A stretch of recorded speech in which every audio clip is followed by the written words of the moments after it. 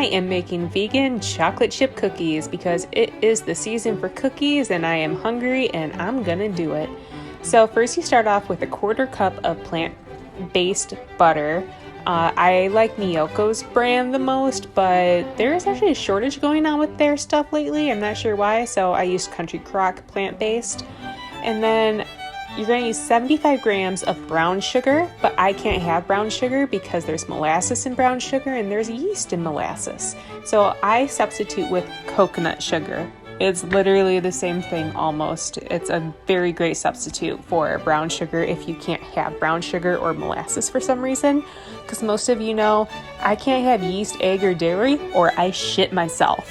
So I get to have horrible recipes that people like to say, but they're actually really, really good and better for you for the most part.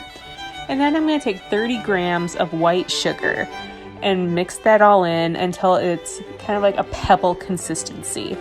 This recipe uses grams for measurements, and it gets a little confusing at times, but it's not too bad. And then I'm going to sift together 100 grams of flour, half a teaspoon of baking powder, and 5 grams of cornstarch. The cornstarch is going to replace the egg in this recipe. And Daphne loves watching me sift flour. She always thinks it's snowing and she enjoys watching it. She's going to beg in a little bit to sift the flour with me. So there she goes. Do you want to try? Yep. And Olivia's going to jump in too and have a little fun with that. But this recipe does use grams. It can get a little bit confusing if you don't have a scale. I would recommend getting a really good scale and a sensitive one at that, so that it can detect exactly how many grams you are using. So you're going to mix that all together, and it's going to be very dry and grainy. So you're going to mix in a half a teaspoon of vanilla and 1 tablespoon of oat milk. And then once you mix that together, everything's going to come together. I was thirsty as hell. Watch how fast I drink this water. Like, I was mixing the cookies. Well, it's gonna going. Gone. I didn't realize how much water I drank. Okay, so here comes the half a teaspoon of vanilla. Do not overshoot your vanilla like I did. I did 1 teaspoon and I had to pour some back, so only use half a teaspoon.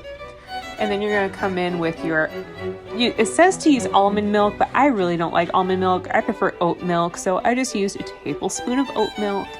And you're going to mix it all together.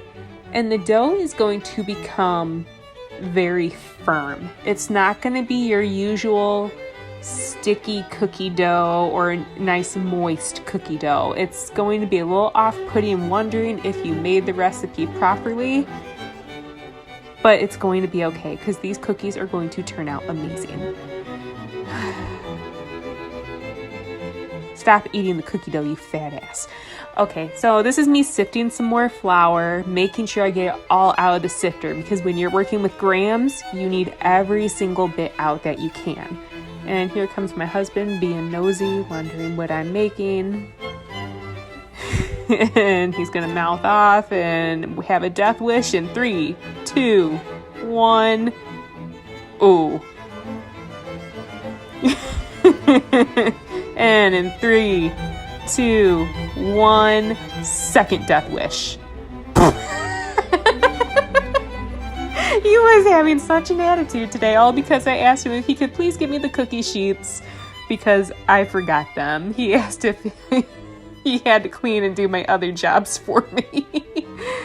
So this recipe makes 8 cookies, and you're gonna split the dough up into 8 pieces. It sounds like, stop eating the freaking cookie dough. Like when I was making this, I was like, wow, this is a really small, god damn girl, stop eating the cookie dough. One good thing about vegan cookie dough though, it's edible. You can eat it while it's raw. Why is your tongue blue? I couldn't understand why my husband had a blue tongue. It turned out he had a blue sugar cookie earlier. So This is a small recipe, but it makes really big cookies. So I'm okay with that because honestly, right now, I don't need a lot of sweets. I don't need a lot of that very much going on right now because I can't gain too much weight. So you pop them in the oven at 350 for 10 minutes and they come out looking bubbly and great and warm and gooey, and they are literally the best cookies ever. Not bad for no egg or dairy or yeast. I hope you guys enjoy the recipe and got a good laugh at this because I did.